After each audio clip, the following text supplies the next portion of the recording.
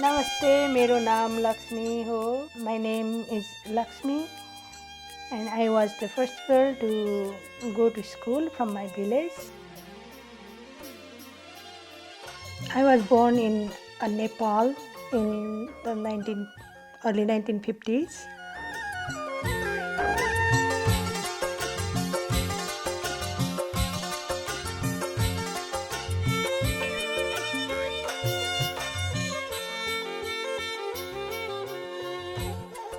And in those days, education was not heard of for many people.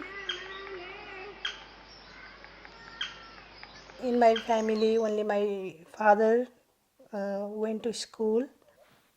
My father got a Sanskrit education first,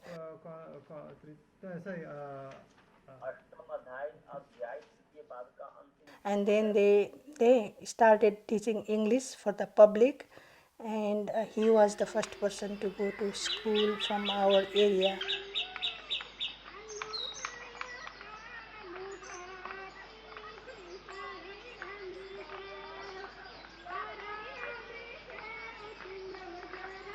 My grandfather used to teach Sanskrit to people who to other people who come to study in our home.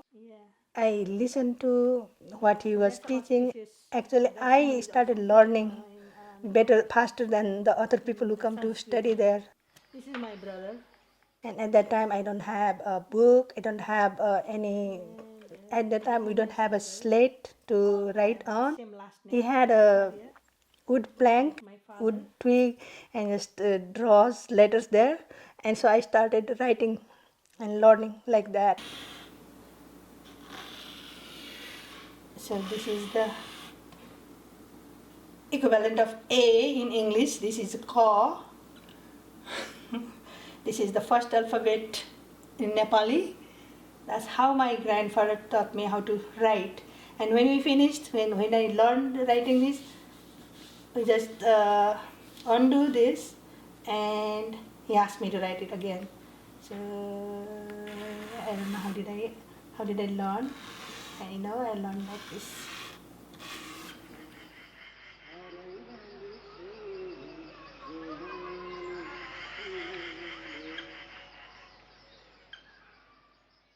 And one day my father was traveling to other villages, and he saw he saw that one man was beating his wife, young wife, because she was not bringing a big load of firewood or grass, I don't know, something like that. And he was beating, and he feared. He thought at that time, he told me that he will not let my daughter to go through this, so I want to teach her, I want to educate her, I want her a better life. So then he started teaching me at home.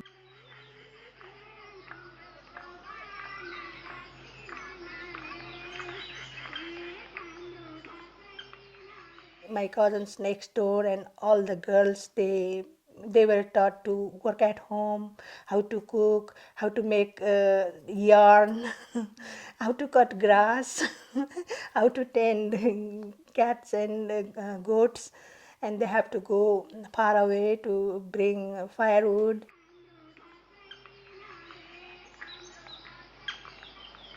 My father, my grandparents, and my mother, they did not let me do any of those work. They say, okay, study, stay home. So I was very lucky. But sometimes I just wanted to go with my friends and my cousins. I go with them and to do their work. And oh, this is a hard work.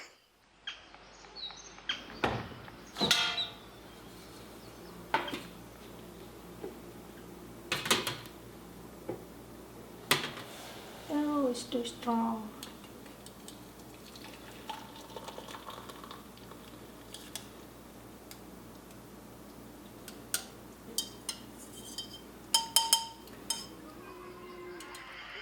And at that time, there was no school around my village. So the nearest school was about 4 miles away from home, and that is in Kathmandu. So our house used to be here. They still here. So I have to come down to this valley, and this road used to be not like this because now they can there is you can drive there. There is a road. We have to get up very early, 4 in the morning. There were no girls from our place going to school, so I have to go to 3, 4 boys from our village walk from home to school. 2 hours, minimum 2 hours. People from here and there, they would go, oh, look at so and so's daughter. She's going to school. I don't know. That was so uncomfortable feeling for me. But the school was separated by a big wall for girls, separate school for boys. We go together same place and just enter two different doors.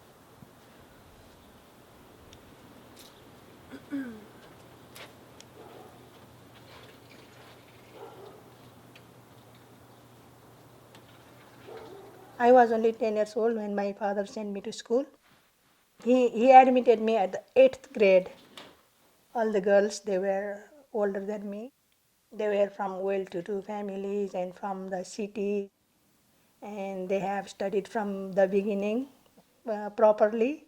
So I felt I did not belong there, and I didn't know what to talk to them, how to say to them, and I didn't know what they are teaching.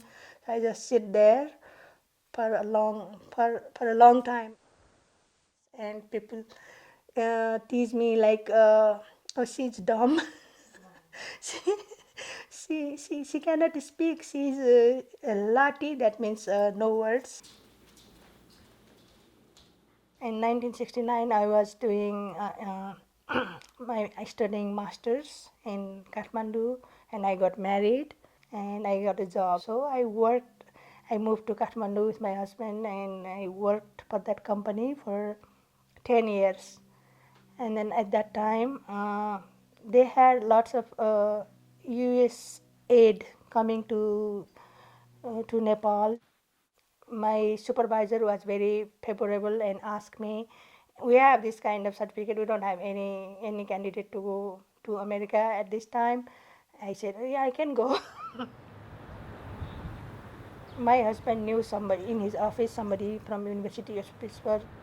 I said, okay, I can go there because he can connect to that lady, and so I will have somebody to come here. So that's why I chose University of Pittsburgh. That time I didn't know how America looks like, how it is here. I got a small efficiency room in North District in a basement, so that was fine for me. So I lived there for 1 year.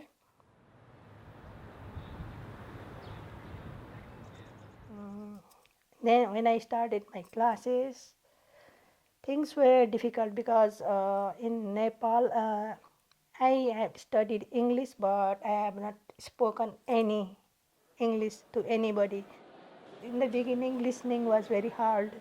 And when I was starting my school, I was missing my family so much. I have 4 children, and two were very young.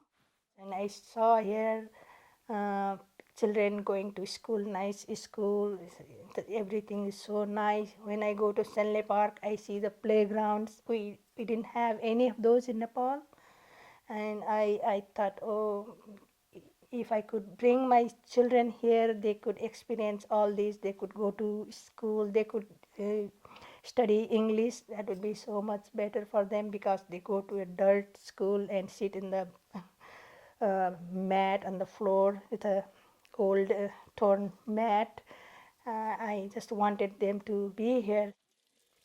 It was like heaven.